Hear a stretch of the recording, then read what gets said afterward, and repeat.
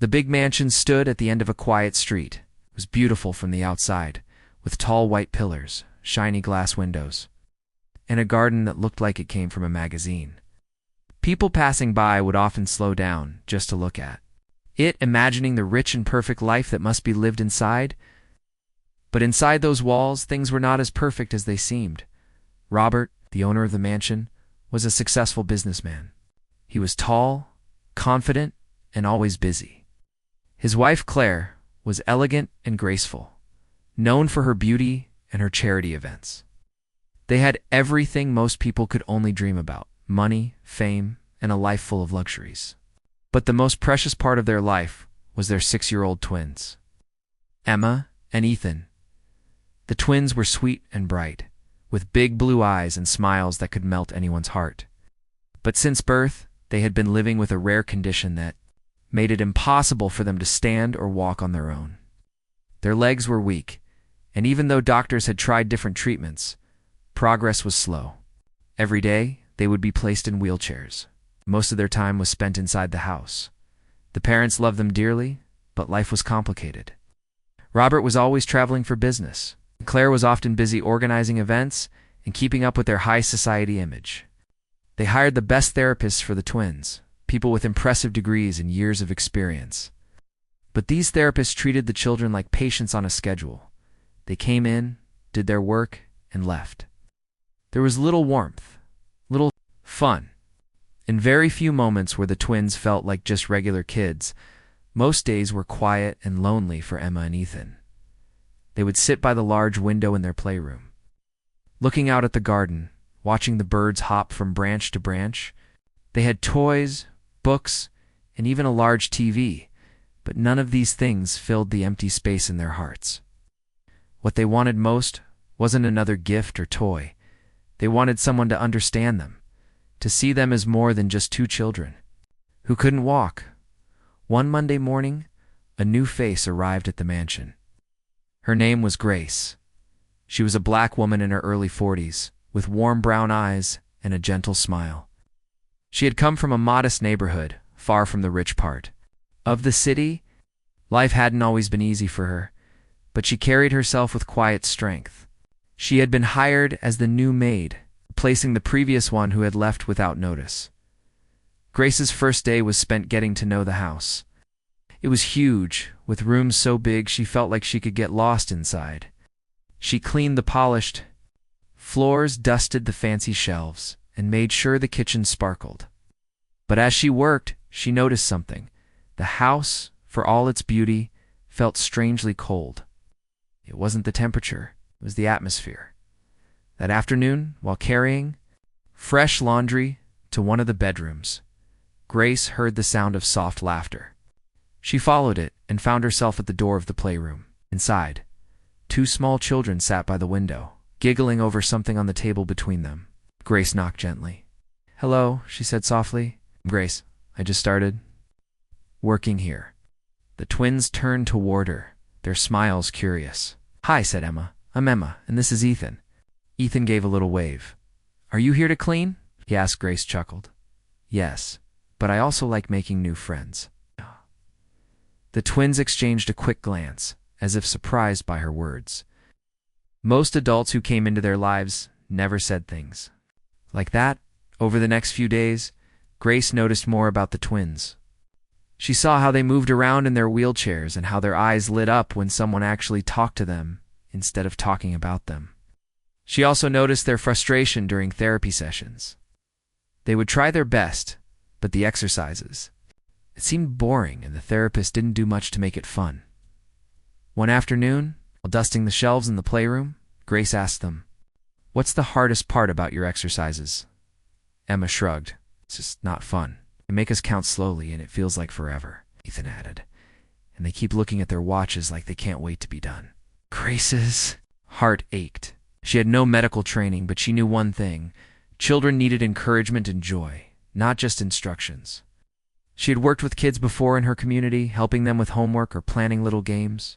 She believed that when children laughed, they learned and tried harder. That evening, after finishing her work, Grace sat at her small kitchen table in her own home. She thought about Emma and Ethan. She remembered how her own grandmother had taught her simple stretches when she was young, using games to keep her moving. An idea began to form in her mind. The next day, during the twins' free time, she asked them if they wanted to play a magic balance game. They were curious. Grace placed 2 small cushions on the floor and said, "Let's pretend these are magic stones. If you can keep your feet on them while I hold your hands, you get a point. If you can stay balanced for 10 seconds, you get 2 points." The twins giggled. "What do we win?" Ethan asked. "A prize at the end of the week," Grace replied. With a wink, "Maybe something sweet, maybe something fun. You'll have to find out." They agreed, and the game began. Grace helped them stand with her steady hands, counting in a sing-song voice. When they lost balance, she laughed with them, not at them. For the first time, the twins were doing their standing exercises without complaining. In the days that followed, Grace found more creative ways to make movement part of their playtime. She brought colorful scarves and had them try to reach up high to grab them. She made little adventures where they had to reach for a toy, hold it, and place it on a table while standing. Slowly, she could see their legs getting stronger and their confidence growing. She didn't tell Robert or Claire about her extra games. It wasn't because she wanted to hide it. She just wanted to be sure it was helping before making a big deal out of it. Besides, she knew the parents were busy, and she didn't want to sound like she was interfering with the therapist's work. But Grace couldn't ignore what she was seeing. The twins were happier, more excited, and starting to believe in themselves again. Over the next week, Grace's connection with the twins grew stronger. Every day after finishing her regular cleaning tasks, she would spend a little time with them. She never made it feel like therapy to them. It was just playtime. But Grace knew exactly what she was doing. She was helping them move more, stretch more, and trust their own bodies little by little. The twins began to wait for her. As soon as she appeared in the doorway of their playroom, their faces would brighten. "Grace, what game are we playing today?" Ethan would call out. Emma would already be reaching for her wheelchair's wheels, eager to get closer. Grace started learning about their personalities. Emma was the careful one. She liked to think before trying something new, often asking questions like, "What? If I fall? Or is it going to hurt?" Ethan, on the other hand, was more daring. He would jump into a challenge without much hesitation, even if it meant wobbling or stumbling in the process. Grace admired both of them, Emma's thoughtful nature and Ethan's adventurous spirit. One afternoon, "Today," she said, "we're going to play the stand and pass game. I'll hold you steady, and you have to pass the ball back and forth without sitting down." Ethan grinned. "Easy." Emma gave her a small smile. "I'll try." They began, and at first, it was shaky. Their legs trembled after a few seconds, but Grace's calm voice kept them steady. "Breathe. You're doing great. Now pass the ball."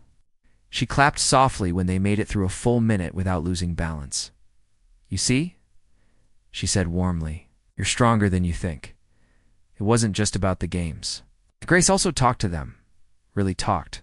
To them, she asked about their favorite stories, their dreams, and what they wanted to be when they grew up. Emma shyly admitted she wanted to be a teacher. Ethan proudly declared he wanted to be an explorer, the kind who climbs mountains. Grace listened without ever saying "you can't" or "that's too hard." Instead, she said, "Then we'll make sure your legs are ready for whatever you want to do." As days turned into weeks, Grace noticed changes. The twins were laughing more. They didn't dread movement the way they used to. Even during official therapy sessions with the professionals, they were more eager to participate. The therapists started noticing the improvements too. One of them, a middle-aged man named Dr. Lewis, remarked to Claire one afternoon, "They seem more motivated lately. Their balance is improving faster than I expected." Claire smiled politely, thinking it was just the new therapy schedule working. She didn't realize Grace's role in it yet. Robert, too, was happy to hear of their progress, though his busy schedule kept him from seeing much of it firsthand. One rainy day, the twins were restless. They couldn't go outside, and they were tired of watching TV. Grace decided to teach them something from her own childhood. She gathered 3 empty plastic bottles and a soft scarf. "What's this game?" Emma asked, curious. "It's called Bottle Treasure," Grace explained. We'll set up the bottles like treasure towers. You have to stand, take 3 steps to reach them, and drop the scarf inside. Whoever does it the fastest wins. The twins looked doubtful. We can't take 3 steps without holding on. To something Ethan said, Grace smiled. Not yet. But we can try. I'll be right here. They tried. At first the steps were slow, and they had to lean on Grace for balance. But each attempt got better. By the 3rd round, Ethan managed to take 2 full steps without holding Grace's hand before touching the scarf to the bottle. His eyes went wide. Did you see that? He shouted. Thrilled. Emma, inspired, tried again and made it even closer. To the bottles before wobbling into Grace's steady arms. Okay, almost there, Grace encouraged. Next time you'll do it. That night, after tucking them into bed, Grace sat quietly in the staff quarters of the mansion, sipping tea. She thought about how much the twins had grown in just a few weeks, not only in strength but in spirit. They were believing in themselves again. She knew there was still a long road ahead, but she also knew they were ready to walk it one tiny step at a time. The next morning brought a surprise. As Grace was cleaning the kitchen, Claire entered, looking thoughtful. Grace, she began, I've noticed Emma and Ethan seem happier lately, more confident. What have you been doing with them? Grace hesitated for a moment, unsure how much to say. Just spending some time with them, she replied modestly. Playing little games that get them moving. Claire raised an eyebrow. Games, yes, Grace said with a smile. They don't think about it as exercise. They just think it's fun, but it's helping them use their legs more. For a moment, Claire didn't say anything. Then she nodded slowly. Well, whatever you're doing, keep it up. From then on, Grace felt even more encouraged. She began thinking of new challenges for the twins. Some days it was reach for the sky, where they had to stand and reach for a toy placed on a shelf. Other days it was treasure hunt, where she hid small objects in safe spots that required them to stretch, bend, or take a few steps. The twins began to surprise themselves. They could now stand for longer periods without help. They could reach higher, bend lower, even take 1 or 2 steps while holding onto each other's hands for balance. But perhaps the biggest change was in their attitude. They no longer spoke about what they couldn't do. Instead, they talked about what they would do next one evening. As Grace was leaving the playroom, she heard Emma whisper to Ethan, Do you think one day we'll be able to walk in the garden? Ethan grinned. Of course. Grace will help us. Grace paused at the doorway, her heart full. She didn't say anything, but she silently promised herself she would do everything she could to make that day come. The mansion, once so cold and quiet, now felt warmer. Laughter echoed through its halls, and for the first time in a long time, the twins were not just living, they were beginning to thrive. The days continued to pass, and the bond between Grace and the twins became something special. Every morning after breakfast, they would wait for her in the playroom. They knew that once her cleaning duties were done, she would arrive with some new idea, a fresh game, or a clever challenge that would make them move and laugh at the same time. It wasn't long before the twins' improvements started to catch more attention. During one of the official therapy sessions, Dr. Lewis noticed something different. Ethan was able to stand for almost a minute without holding on to anything. Emma's balance was stronger, and her legs didn't shake as quickly as before. This is impressive, Dr. Lewis said, smiling. What's been happening here? You two have been working hard. Emma glanced at Grace, who was quietly tidying the corner of the room. We've been playing games, she said simply. Dr. Lewis looked amused. Well, whatever kind of games you're playing, keep at it. They seem to be working better than some of my drills. The words made Grace smile to herself. She wasn't doing anything magical, just giving the twins what they had been missing, joy, encouragement, and the feeling that their efforts mattered. Outside the therapy sessions, Grace kept introducing new ways to challenge them. She didn't just want them to move more. She wanted them to feel excited about moving. One day she created something she called the adventure path. Using soft mats, cushions, and a few sturdy chairs for safety, she arranged a path across the playroom. "This is the jungle," she explained, pointing at the mats. "The floor is full of rivers and rocks. You have to cross to the other side to find the treasure." "What's the treasure?" Ethan asked, his eyes wide. Grace grinned. "If you reach it, you'll find out." The twins giggled and agreed to try. Grace guided them step by step, letting them use her hands for balance at first. They wobbled, stumbled, and laughed the whole way. When they finally reached the end, Grace revealed the treasure, 2 small boxes filled with colorful stickers. "These are for your progress," she told them. "Every time you complete a challenge, you earn more." The twins loved the idea. Soon, their playroom wall became decorated with sticker sheets, each one representing the little victories they were making. Robert and Claire began noticing the change too. Though Robert's work kept him busy, he could see the twins' brighter faces when he returned home. Claire, who spent more time at home, saw their growing energy. Still, she didn't fully understand how much of this change was due to Grace. She thought maybe the children were just getting older, becoming more comfortable with therapy. One afternoon, Grace found herself sitting on the floor with the twins, teaching them a game from her childhood that involved clapping and stepping in rhythm. The game required them to shift their weight from one leg to the other. It was tricky at first, but soon they got the hang of it. The room was filled with laughter when Robert unexpectedly stepped into the doorway. "What's going on here?" he asked with a smile. "We're learning a new game," Ethan said proudly. "It's fun, and it's helping our legs."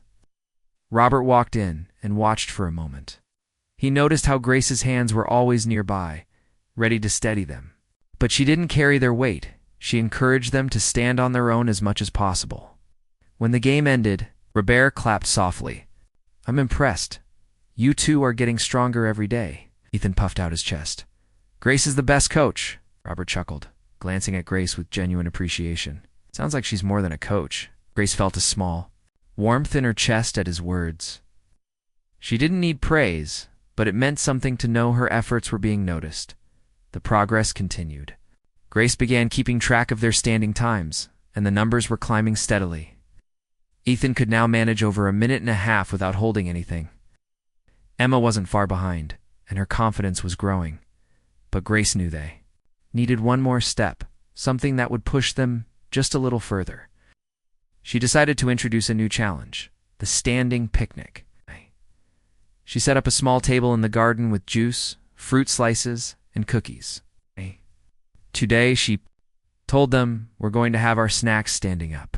We'll only sit down when we need a short rest." The twins hesitated. Standing outside on uneven grass was different from the safety of the playroom mats. But Grace encouraged them. "I'll be right here," she said, "and we can take it slow." At first, they held on to the edge of the table for support. But as they reached for snacks, they had to shift their weight and stand straighter. Grace kept them talking, asking about their favorite foods, their dreams, anything to keep them relaxed. When the picnic ended, Ethan realized he had stood for almost 3 minutes without sitting. Emma had managed nearly the same. They both looked at each other in disbelief. "You see?" Grace said, her voice warm. "Every day you're getting closer to walking in the garden." That night, as Grace was leaving the house, she overheard the twins talking in their room. "Do you think we'll really be able to walk one day?" Emma asked. "Grace thinks we can," Ethan replied, "and I believe her." Grace walked home that evening with a smile.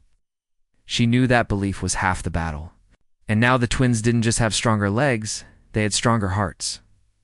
The progress was undeniable. But Grace also knew that the biggest moment was yet to come. A day would come when the twins wouldn't just stand longer, they would take steps in a way that would surprise everyone, even themselves. And she was determined to be there when it happened. The morning sun poured through the wide windows of the mansion, filling the playroom with a soft golden glow. Grace was already there, arranging cushions and colorful hoops on the floor. Today wasn't just another game day. Today she wanted to try something bigger. Something that would test how far Emma and Ethan had come. When the twins wheeled into the room, their eyes immediately lit up. "What's all this?" Ethan asked, his face full of curiosity. "It's an adventure course," Grace said with a smile. You'll go through each stage, and at the end, there's a surprise waiting for you. Emma leaned forward in her wheelchair. Is it going to be hard? Grace knelt down so she was at their eye level. It's going to be a challenge, but I believe you can do it. The twins looked at each other, a silent conversation passing between them. They had faced many of Grace's challenges before, and each time they had grown stronger. Today would be no different, or so they hoped. Grace explained the course. First, they would have to stand for 20 seconds while tossing a softball, back and forth. Then they would take 3 small steps to reach the next spot, where they would have to bend down and pick up a toy from the floor. Finally, they would step through 2 large hoops before reaching the treasure box at the end. Ethan grinned. Let's do it. Emma nodded, though her hands tightened on her wheelchair's arms. Grace noticed and gently placed a reassuring hand over hers. Remember, I'm right here. The course began. Ethan went first, standing with Grace's steadying hands nearby. He tossed the ball to Emma, who stood at her spot, concentrating. Hard. They managed all 20 seconds without sitting. Good, Grace encouraged. Now to the steps. Ethan took one, then another. Then a third, wobbling slightly, but catching himself before falling. Emma followed, her movements slower, but determined. Grace clapped softly, praising every effort at the bending stage. Ethan leaned down to grab the toy, a small stuffed bear, and held it up proudly. Got it? Emma, who had always been more cautious, took her time. She bent her knees, steadied herself on the chair beside her, and finally picked up the toy. Her smile was wide and bright. Finally, they reached the hoops. This was the hardest part. They had to lift 1 foot and step through each hoop without losing balance. Ethan made it through, breathing heavily but still standing. Emma followed, her legs trembling, but she pushed herself through both hoops. When they reached the treasure box, Grace knelt down beside them and opened it. Inside were 2 shiny medals on ribbons, 1 blue and 1 pink. These are your bravery medals, she said warmly. You've worked so hard, and you've proven to yourselves how strong you are. The twins beamed, holding their medals like priceless treasures. At that very moment, footsteps sounded from the hallway. Robert and Claire appeared in the doorway, both dressed for a meeting but clearly curious about what they had walked in on. What's going on here? Claire asked, her eyes moving from the course on the floor to the medals in the twins' hands. They just completed the adventure course, Grace explained, smiling, and they did it all while standing and taking steps. Robert stepped forward, his brow lifting. Wait, you took steps without holding on? Ethan puffed out his chest. 3 steps. Emma nodded proudly. And I picked up the toy without sitting down. Claire's eyes softened and she moved closer. Show me, she said gently. Grace hesitated for a second. The twins had already worked hard today, but she could see how much they wanted to prove themselves to their parents. She nodded. All right, but let's just do the steps part so we don't get too tired. Ethan went first. He stood up from his wheelchair, holding Grace's hand only for the first second before letting go. 1 step, 2, 3. He turned, with a grin that stretched from ear to ear. Then it was Emma's turn. She stood slowly, taking a deep breath. Her first step was careful, her second a little shaky, but she made the third with determination in her eyes. Claire's hand covered, her mouth, her eyes shining with unshed tears. Robert smiled, a rare, proud smile that reached his eyes. That's incredible, he said softly. Claire bent down and hugged both children at once. I'm so proud of you, she whispered. Then she looked at Grace, her voice thick with emotion. Thank you. I can see now. You've been doing so much more than just looking after them. Grace smiled modestly. You've done the real work. I've just been here to cheer them on. Robert extended his hand to Grace, a gesture of deep respect. Whatever you're doing, it's changing their lives and ours. From that day forward, Grace's role in the mansion shifted. Was no longer seen as just the maid. She became an essential part of the twins' daily growth. Robert and Claire began adjusting their schedules to watch more of these moments. realizing they had been missing out on so many small but important victories. But for Grace, the reward wasn't the recognition. It was the sight of the twins smiling with confidence, believing in their own strength. Later that evening, as the family gathered in the garden, Claire brought out a blanket for a small picnic. The twins insisted on standing while they reached for their food, showing off their medals again. Robert took a picture, one he would later frame and keep in his office, as a reminder that sometimes the greatest achievements happen in the smallest, quietest ways. Grace sat nearby, watching them laugh together. She knew there was still a long road ahead. There would be days of frustration and setbacks. But there would also be more days like this, days where progress felt like a victory parade. For now, she was content just to be there, guiding them forward, step by careful step. The day after the adventure course felt different in the mansion. It was not louder or busier, but it carried a new kind of energy, the kind that shows up when hope becomes a daily habit.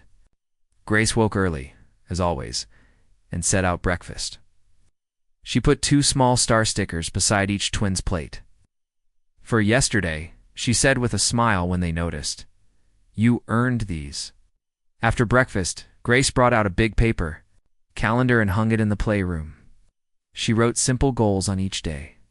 Stand for 2 minutes, reach and hold 3 steps to the window. And every few days, a small note that said rest day. She explained it in a steady voice. "Your bodies grow stronger after work and rest." "We do both." Robert came in, coffee in hand, and studied the calendar. "I like this," he said. "I can be here on Wednesday afternoon if we want to try." "Something in the garden." Claire nodded, already pulling out colorful markers. "And I'll add snack ideas," she said. "Banana slices, yogurt, and berries for energy." The twins listened carefully, faces bright. This was not a plan built on pressure. It was a plan built on care. They could feel it. Grace also spoke with Dr. Lewis and the other therapist on a short call that week. She shared what was working: games, short bursts, lots of cheering. The therapist listened and suggested a few safe techniques: placing soft rails in the hallway, adding non-slip mats by the playroom door, and getting lightweight shoes to support their ankles. By Friday, the mansion had small changes that made a big difference: foam-cushioned corners, a short practice rail near the dining room, and a bench by the garden door for quick rests. Progress came in lovely small moments. One afternoon, the twins tried a new game called the Table Journey.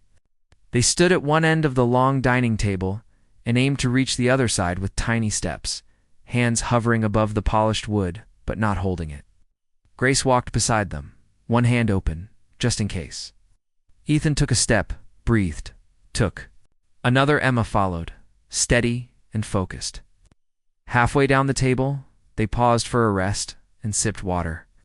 "You're doing this," Grace said softly. "Me, not the table, you."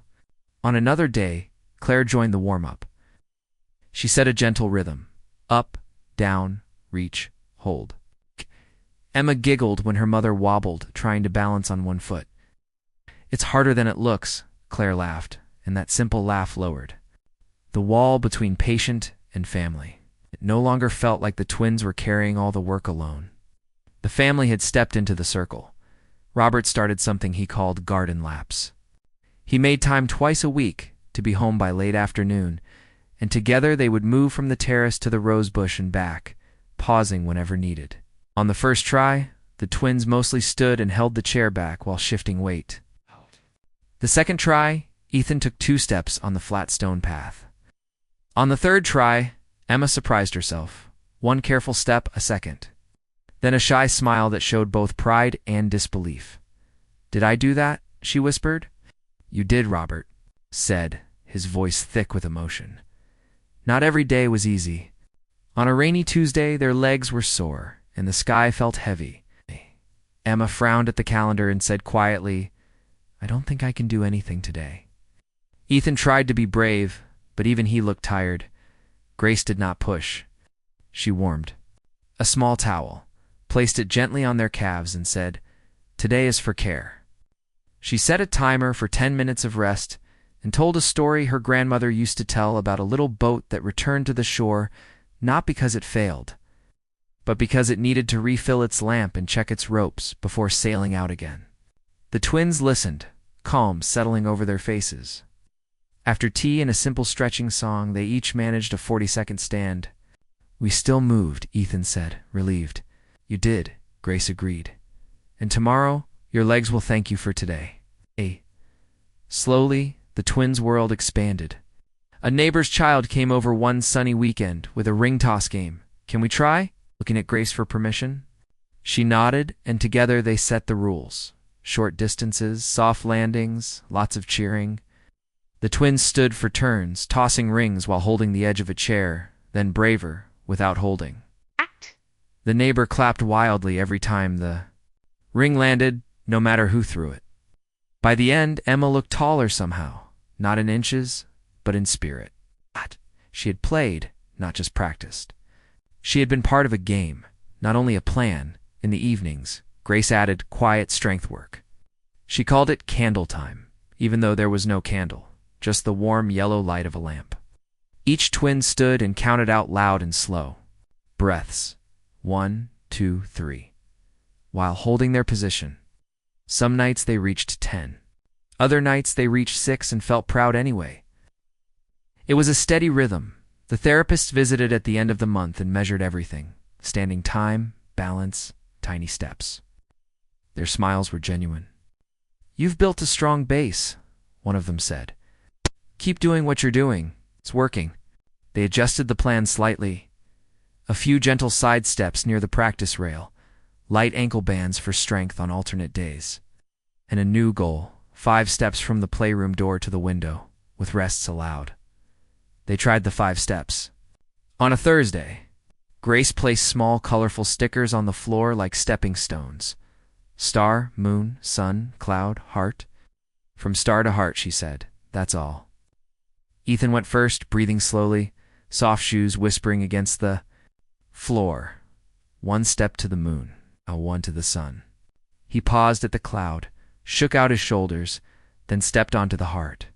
Emma followed, careful and steady, her hair caught in a ribbon Claire had tied that morning. When she reached the heart, she looked up with bright eyes that said, without words, "I did it."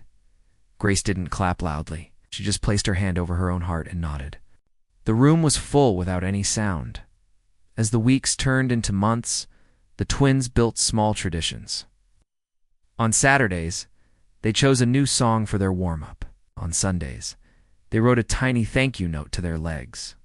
"Thank you for standing with me today." Claire kept these notes in a small box on the shelf. One day she said, "You'll open this and see all the days you kept going." Robert made another change too. He cleared a corner of his office at home and brought in 2 chairs, a low table, and a framed photo from the garden laps. "This is our strength corner," he told the twins. "We will sit here after each big try and tell one good thing about the day, even if the day was hard. Some days, the good thing was small. I remembered to breathe. Other days, it was big. I took 4 steps. No matter the size, it counted." Then came a gentle golden evening, the kind that seems to hold time lightly. The family had invited Grace's sister and a dear friend from the twins' therapy team for tea in the garden. There were simple snacks on the table, laughter drifting like music, and a soft path cleared from the terrace to a small arch covered in vines. Grace did not announce anything. She simply asked the twins, "Do you want to try the arch today?" "Only if you want." They looked at each other. Emma nodded first. Ethan nodded second. Grace stood between them, not holding them, just there. Robert and Claire stood near the table, not rushing in, just watching with hope. The twins stood at the terrace edge and took a breath together, the way Grace had taught them. 1 step. Another, a pause, a third, careful step. The arch felt closer. They rested at a bench, smiling. "Let's do 2 more, Ethan," said softly. They did. When they reached the arch, the garden seemed to exhale. The vines moved slightly in the light. Wind, as if they, too, were cheering. There were tears, but they were the quiet, grateful kind. No big speeches, only warm hugs and soft words. Grace wiped her eyes and laughed at herself. "I'm just happy," she said. "That's all." A few weeks later, the family planned a small afternoon gathering in the living room. Just a circle of people who had walked this path with them. There were flowers on the table, the medals from the adventure course hanging nearby, and the playroom calendar now full of star stickers propped against the wall. The twins had been working on a secret project with Claire, a handmade card made of bright paper, glitter, and a careful drawing of 2 small feet standing tall. When everyone settled, Ethan whispered, "We're ready." Wow. Grace stood by the window, not sure what she was ready for, only that her heart was beating fast in a happy way. Emma turned to her brother and took his hand. Together, they stood, held the first second, then took 1, 2, 3 steps toward Grace. They paused, shared a brave nod, and took 2 more. When they reached her, they placed the card in her hands. On the front, in big, careful letters, it said "Best Walking Coach," said, "Thank you for believing in our feet before they believed in themselves." Grace pressed the card to her chest. "We'll keep this forever," she said, her voice soft. "Thank you." That night, after the hugs and the tea and the smiles had settled into quiet, the mansion felt warm in a way that had nothing to do with lights or blankets. The card went on the hallway shelf where everyone could see it. The calendar got a new page for a new month. The rails stayed in the hall, and the bench stayed by the garden door. The work would continue with rest days, with story days, with laughter and small steps. When people passed the mansion now and slowed down to admire it, they still saw the tall white pillars and the shining windows. But if they looked a little closer, they might notice something else. A hand-drawn card on a hallway shelf.